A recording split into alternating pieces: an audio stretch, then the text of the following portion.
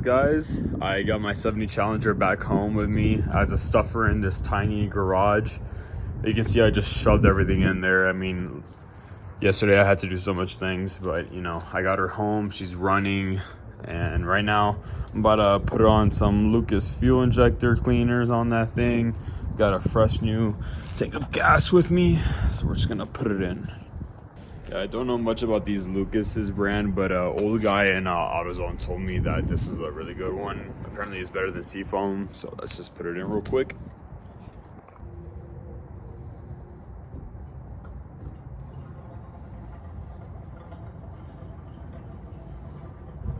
Alright guys, I need to take out everything that I have in the garage just so I can give you guys a cold start, and then we're going to go around the neighborhood just so I can show you guys how it drives. So yeah, let's get to it. Alright, and this is everything that I have outside. It took a little minute to get everything out, but I have clearance to get outside from here and from here. So yeah guys, let me get you a cold start.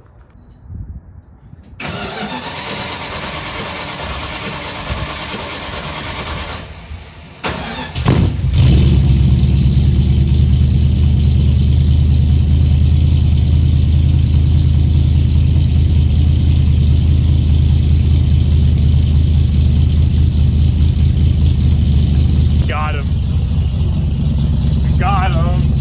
Yeah. Look at this shit, dog.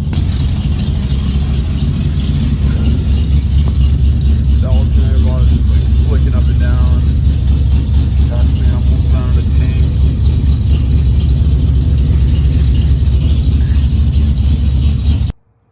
Alright, now that I can actually talk now, that car is friggin' has such a nice sound to it, but you really gotta get a friggin' exhaust from an actual place, because it just has one exit coming up from the right side, and then the other side is just like a cherry bomb. So yeah, interior, I had to go through all of these boxes just to see where this little piece is, and you can tell over here that it's missing like the actual shift knob.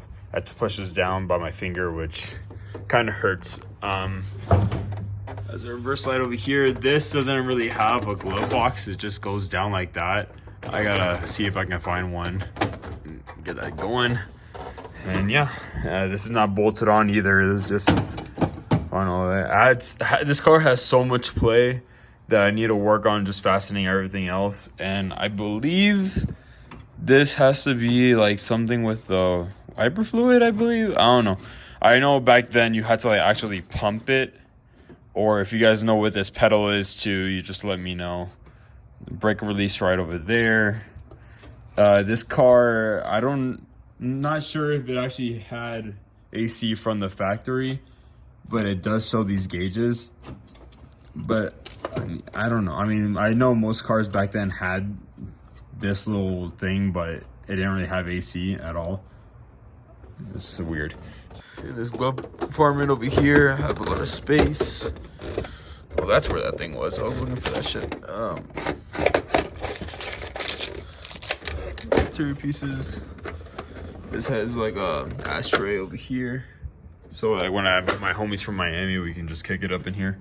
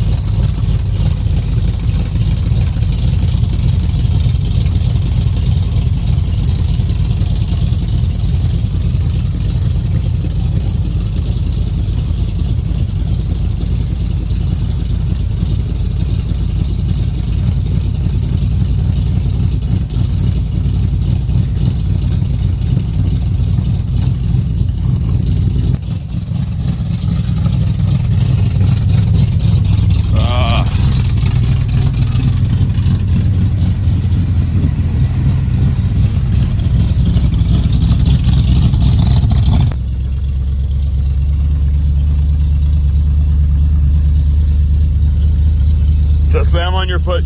To stop in this car, you really need to slam your foot on that brake, just so you can get it. I think it's a problem with the master brake cylinder. But yeah, turn signal with no taillights.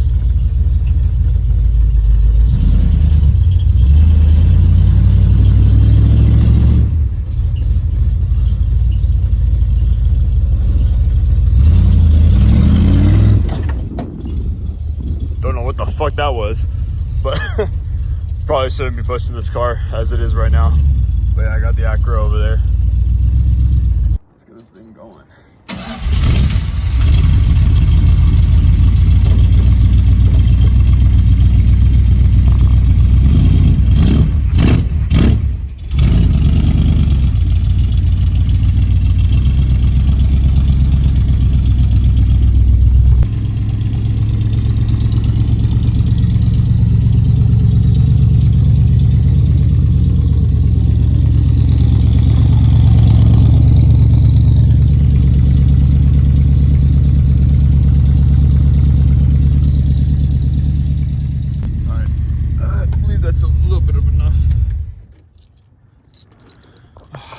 Yeah guys, that's Challenger. That's how it is running right now. This is a resemblance of all the money that I dumped.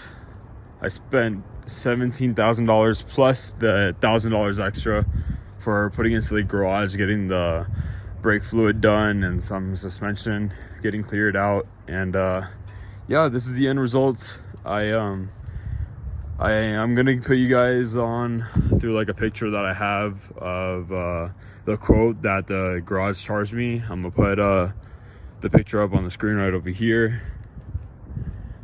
And yeah, so about $1,050 from what I believe is what I what they charged me, and plus the $80 extra for the towing fees to get the car back here, because I obviously can't drive it home from the garage. This thing doesn't even have taillights or a freaking window, for God's sakes.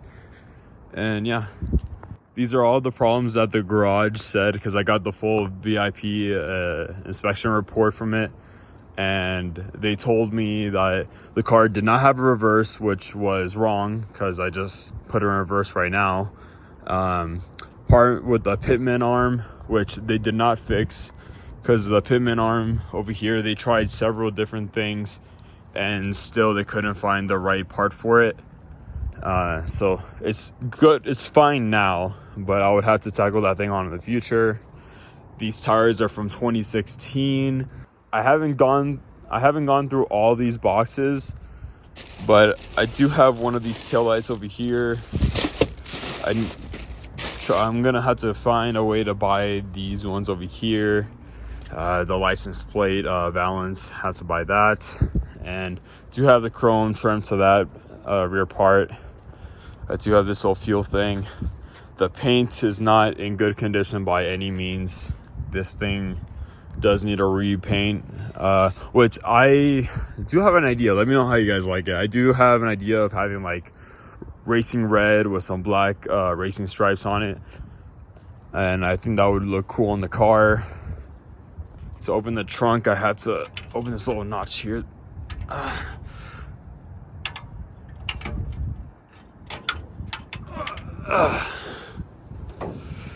Springs are holding up, but this hood does have a little play in it. I gotta find a way how I can fix that.